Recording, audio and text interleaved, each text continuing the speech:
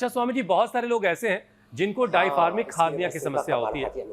अब ये डायफार्मिक जो हार्निया ये है क्या, ये भी जरा बताइए, क्योंकि ऐसे लोग ना चैन से सो पाते हैं ना ढंग से कुछ खा पी पाते हैं, तो इनको ठीक करने का उपाय क्या वो भी बताइए। और ये है क्या डायफार्मिक अरे हार्निया, साहब, वो जनरल हार्निया रात से को भी कैसे अलग लेटते है? हैं ना तो खट्टा पानी मुंह में आ जाता है, वो यहाँ यहाँ होता है। जो ऊपर वाला हर्निया है इसको हाइटियस हर्निया बोलो, डायफार्मेटिक हर्निया बोलो, ये एरिया का नाम है। ये डायफार्म, ये देखो, ये तो है फेफड़ा यहाँ तक, इसके नीचे डायफार्म है। यहाँ जो है, अब जब लंबे समय तक एसिडिटी और गैस बनती है तो यहाँ घाव हो जाते हैं, एसिड जमा हो जाती है यहाँ, एक तरह से एक जोहड़ सा तैयार हो जाता है, एक झोल सा, एक पूरा मतलब गड्ढा सा भर जाता है। किससे?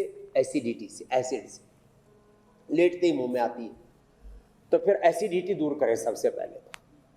तो ये कब्ज से होता है, जो नीचे वाला हर्निया है, ये नाभि के नीचे दाएं बाएं, और पेट में नाभि में यूँ पूरा जो नींबू सा लड्डू सा निकलता है ना बाहर, वो उसका तो कब्ज और पाचन के दूसरे रोग कारण, इसका एसिडिटी कारण है। तो इसके लिए एसिडिटी के लिए मोती पिष्टी आधा से 1 ग्राम, हम तो 2 ग्राम पूरी दिन भर पिला देते हैं 1 गिलास पानी में, और वो भी चांदी के लोट का गिलास आजकल सबके घरों में मिल ही जाता। अभी थोड़ी महंगी हुई, पहले तो बड़ी सस्ती थी। तो 1 गिलास तो चांदी का सबके घर में होता है, या पूजा पाठ आदि में किसी न किसी रूप में लोग प्रयोग करते होंगे। चलो, उसमें मोती पिष्टी भिगो करके उसको ले लें, एसिडिटी ठीक, हर्निया में तुरंत फायदा। अविपत्ति कर चूर्ण 100 ग्राम, मुक्ता शुक्ति 10 ग्राम, और उसमें शंख कपर्दक आदि भी मिला सकते हैं, मोती पिष्टी भी, तो उसका 1-1 चम्मच सुबह शाम ले लें। साथ में कब्ज भी हो तो त्रिफला रात को ले लें। त्रिफले में त्रिफला चूर्ण, हरड़ बहेड़ा आंवला, उसमें नीम के पत्ते ऐसे ले लें, उसको छाया में या धूप में जैसे भी मौसम की अनुकूलता हो सुखा करके, और फिर उसका पाउडर बना करके ना, हरड़ बहेड़ा आंवला नीम, और उसको ले लें। उससे एसिडिटी और ये हर्निया सभी तरह का, हाइटियस हर्निया हो या नीचे वाला हर्निया हो, दोनों ही ठीक होते हैं। अब अगली बात, फिर शीशम, पीपल, बेल, दूर्वा, दूधी घास, नीम के पत्ते, ये सब एसिडिटी को दूर करते हैं। एसिडिटी के लिए सबसे बेस्ट मैंने पाया लौकी का, पेठे का जूस, और अंकुरित फल, साग सब्जियां थोड़ी मात्रा में चबा चबा करके, मिर्ची मसाला ये सब थोड़ी दिन के लिए बंद कर दें। कपालभाति धीरे धीरे करें, बाह्य प्राणायाम करें, ये अच्छा। और ये पिंडली दबाने वाला जो प्रयोग है, ये तो सभी प्रकार की हर्निया, चाहे ऊपर वाला हर्निया हो चाहे नीचे वाला हर्निया, डायफ्राम वाला हर्निया हो या नाभि वाला हर्निया, नाभि के आसपास वाला, सबके ये अच्छा कि आपने विषय ले लिया। बहुत लोग इससे पीड़ित रहते हैं, और थोड़ा थोड़ा शुरू होते ही फिर उसका इलाज नहीं करते, फिर जो मोटे मोटे पूरी, जैसे कहते हैं ना, नींबू से और पूरे के पूरे लड्डू से, सेव से बाहर निकलने लगते हैं, तो मोटे मोटे, तब फिर परेशान होते हैं। उसमें पेन भी असह्य होता है, और फिर एक के बाद दूसरा हर्निया फूटता है।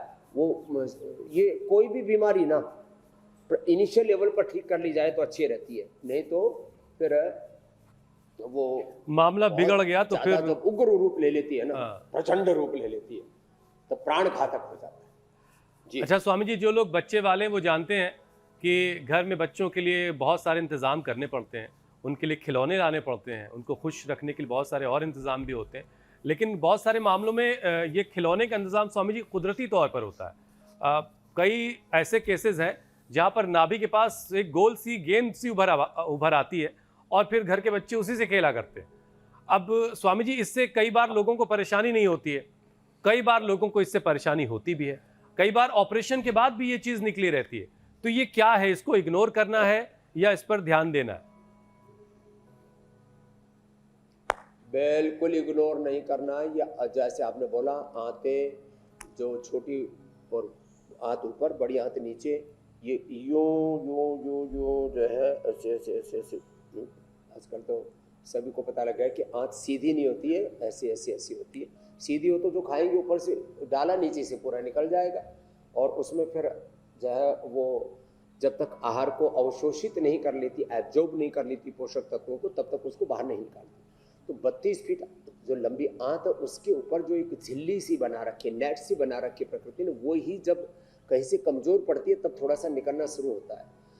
तो थोड़ा निकलता है तो दर्द नहीं होता, जब ज़्यादा निकलता है ना तो फिर उसमें जो है एक तो बहुत असह्य वेदना होती है, उसमें फिर कई बार मल फंस जाता है, कई बार उसमें गैस और वो अवरोध हो गया ना किसी प्रकार के आहार आदि का, फिर तो तुरंत इमीडिएट ऑपरेशन कराना पड़ सकता है। तो ऐसी नौबत ना आए, इसलिए जरा सा भी कहीं से पेट में उभार दिखे तुरंत जो हमने सर्वकल्प का अमरूद के पत्ते और अनार के पत्ते का बताया और भूम्यावला पुनर्नवा मकोई शोनाक एरंड के पत्तों का रस बताया, लेवोग्रिड का प्रयोग बताया और कब्ज आदि को दूर करने के या एसिडिटी आदि को दूर करने के उपाय बताए। इन उपायों को अपनाना चाहिए।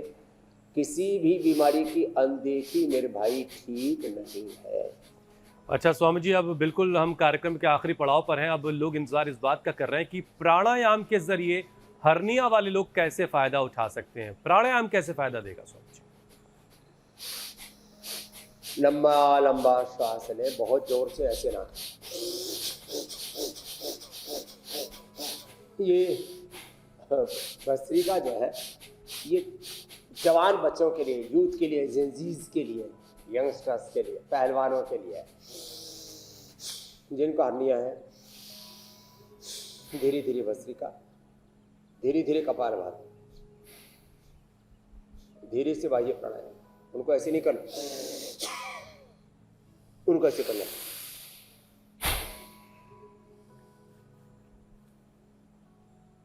होले होले, आहिस्ता आहिस्ता, बड़े प्यार से, ऐसे सहजता के साथ करना है बाह्य प्राणायाम। अनुलोम विलोम भी, ईड़ा पिंगला सुषुम्ना चंद्र स्वर सूर्य स्वर,